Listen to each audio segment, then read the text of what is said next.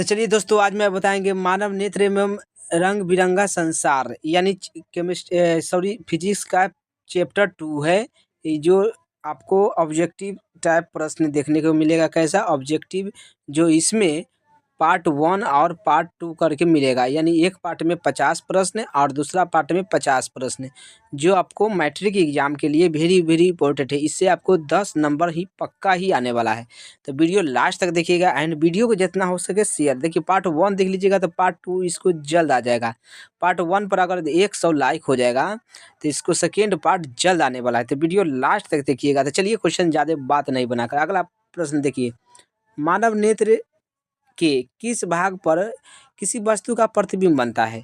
तो मानव आँख होता है, नेत्र मतलब आँख होता है। किस भाग पर वस्तु का प्रतिबिंब बनता है? ये आपको पता होना चाहिए, रेटिना या दृष्टि पटल। तो आपको डी आंसर याद कर लेना है, रेटिना या दृष्टि पटल। अगला, तारों को टिमटिमाते देखते होंगे कि किस सिद्धांत पर आधारित है? यानी तारों को टिमटिमाना किस सिद्धांत पर आधारित है? तो ये आपको पता होना चाहिए, प्रकाश का अपवर्तन है। तो कहाँ है?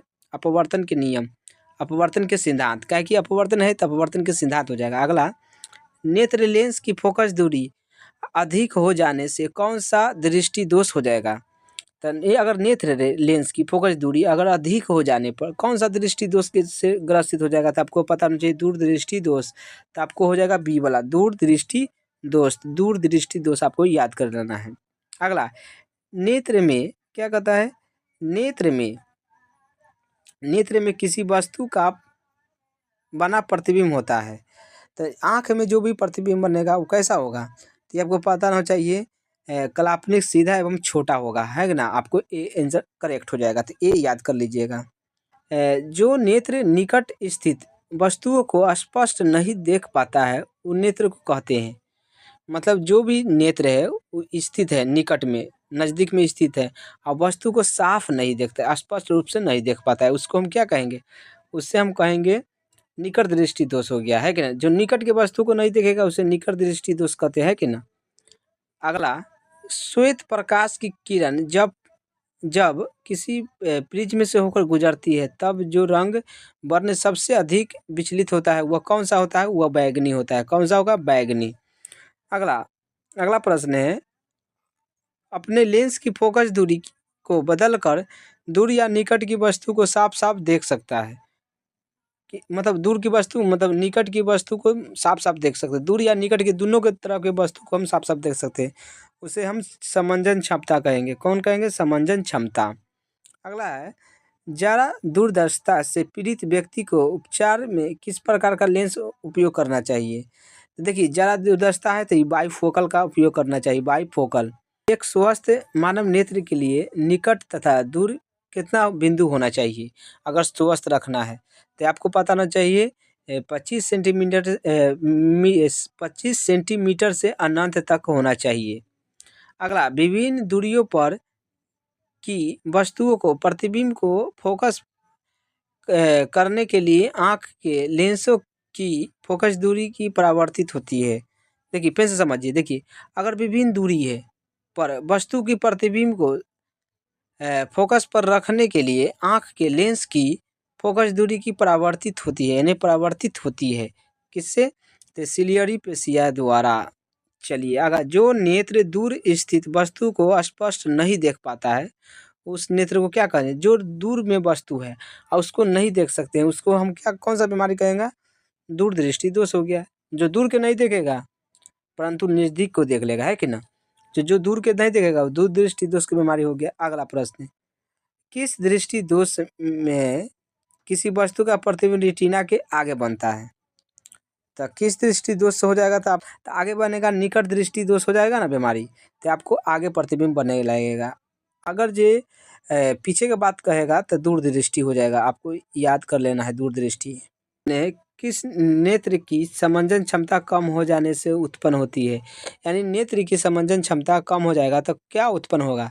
ये आपको पता होना चाहिए, जरा अ, जरा दृष्टि दोष, जरा दृष्टि दोष। अगला प्रश्न, चंद्रमा पर खड़े अंतरिक्ष यात्री को आकाश प्रतीत होता है तो काला। अगर चंद्रमा पर जाइएगा तो ऊपर से देखिएगा तो कैसा दिखाई देगा? काला। अगला, श्वेत रंग कितने रंगों के मेल से बनते हैं? यानी श्वेत रंग होता है वो कितने रंग से? 7 रंग से बनता है। दृश्य प्रकाश में किस वर्ण का तरंगदैर्घ्य अधिकतम होता है? यानी दृश्य प्रकाश होता है उस किस वर्ण का सबसे अधिकतम होता है? तो ये आपको पता होना चाहिए, लाल का होता है। किसका होगा? लाल का। अगला है इंद्रधनुष का बनना किस परिघटना पर आधारित है? यानी इंद्रधनुष बनता है पंचसोखा, वो किसके है? तो प्रकाश के वर्ण विक्षेपण, आपको हो जाएगा सी। अगला, जो नेत्र निकट स्थित वस्तु को साफ नहीं देख सकता है उस नेत्र को का होता है। मतलब जो भी नेत्र है वो स्थित वस्तु को साफ नहीं देख सकता है, निकट की वस्तु को साफ साफ नहीं देख सकता है, उसे कौन सा दृष्टि हो गया है? तो ये आपको पता होना चाहिए, दूरदृष्टि दोष हो गया है। अगला, किसी कोलाइडी विलयन में निलंबित कणों से प्रकाश के पराकिरण को कहते हैं। तो क्या कहेंगे? टिंडल प्रभाव कहेंगे। क्या कहेंगे? टिंडल प्रभाव। तो आपको सी हो जाएगा आंसर। सामान्य मानव नेत्र की दूरी बिंदु होता है। सामान्य कितना होना चाहिए? आपको पता होना चाहिए, अनंत पर होना चाहिए, अनंत दूरी पर। अगला, निकट दृष्टि दोष वाले व्यक्ति को चश्मे उपयोग करना चाहिए।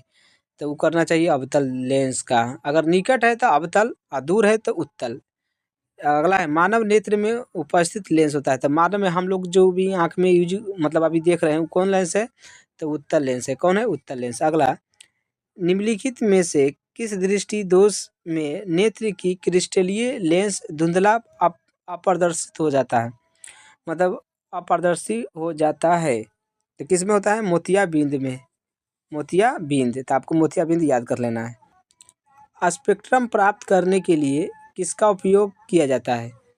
तो स्पेक्ट्रम प्राप्त करने के लिए प्रिज्म का उपयोग करते हैं। अगला, स्पेक्ट्रम में किस रंग का किरण विचलन यानी झुकाव सबसे कम होता है? सबसे कम होगा किसका? लाल का। सबसे अधिक बैगनी का। ये भी याद कर लीजिएगा। अगला है, दीर्घ दृष्टि दोष के निवारण के लिए किसका उपयोग करना चाहिए? अगर दीर्घ दृष्टि दोष हो गया तो दीर्घ को ही दूरदृष्टि दोष कहा जाता है, तो इसको उत्तल लेंस का उपयोग करना चाहिए। अगला, प्रिज्म से क्रमशः कौन सी परिघटना घटती है? प्रिज्म से तो आपको पता होना चाहिए, प्रकाश का वर्ण विक्षेपण, यानी वर्ण विक्षेपण आपको हो जाएगा आंसर। प्रकाश के किस रंग का तरंगदैर्घ्य सबसे कम होता है? तो आपको पता होना चाहिए सबसे कम बैगनी को। देखिए प्रकाश की बात कहा है।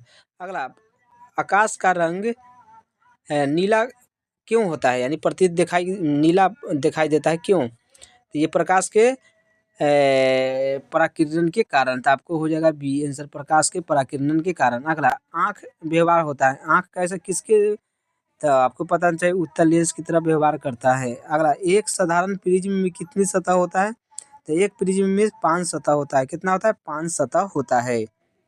यदि किसी वस्तु का प्रतिबिंब रेटिना के पीछे बनता है तो वह व्यक्ति किस दृष्टि दोष से पीड़ित है? यानी कोई भी अगर वस्तु है उसका प्रतिबिंब रेटिना के पीछे बन रहा है तो वो कौन सा रोग से ग्रसित है? तो ये आपको पता होना चाहिए, दूरदृष्टि दोष से ग्रसित है, दूरदृष्टि दोष। अगला, किस माध्यम में छोटे छोटे कणों का निलंबन को कहा जाता है? छोटे छोटे निलंबन को कोलाइड कहा जाता है। क्या कहा जाता है? कोलाइड। अगला, नेत्र गोलक का व्यास लगभग कितना होता है? नेत्र गोलक की क्वेश्चन वेरी वेरी इंपॉर्टेंट है। 2.3 सेंटीमीटर, यानी याद कर लीजिएगा, 2 रुपया 30 पैसा, यानी 2.3। अगला, विद्युत सिग्नल कौन उत्पन्न करता है? विद्युत सिग्नल है जो कौन उत्पन्न करता है? तो प्रकाश सुग्राही प्रकाश सुग्राही विद्युत सिग्नल उत्पन्न करता है। आगे बढ़ो को व्याख्या कहाँ होता है? ये आपको पता होना चाहिए, मस्तिष्क से। सब दिमाग से आता है सिग्नल। अगला, मानव नेत्र में किस प्रकार का लेंस पाया जाता है? तो आपको बताएं, उत्तल लेंस पाया जाता है। अगला, पुतली के साइज को नियंत्रित करने वाला गहरा पेशीय डायफ्राम को कहते हैं। कि क्या कहते हैं डायफ्राम को? ये आपको पता होना चाहिए, परितरिका कहेंगे। क्या कहेंगे? परितरिका। अगला, आँख की पुतली किस प्रकार कार्य करती है? आँख की पुतली किस प्रकार कार्य करती है? तो ये आपको पता होना चाहिए, परिवर्तित द्वारक की भांति। चलिए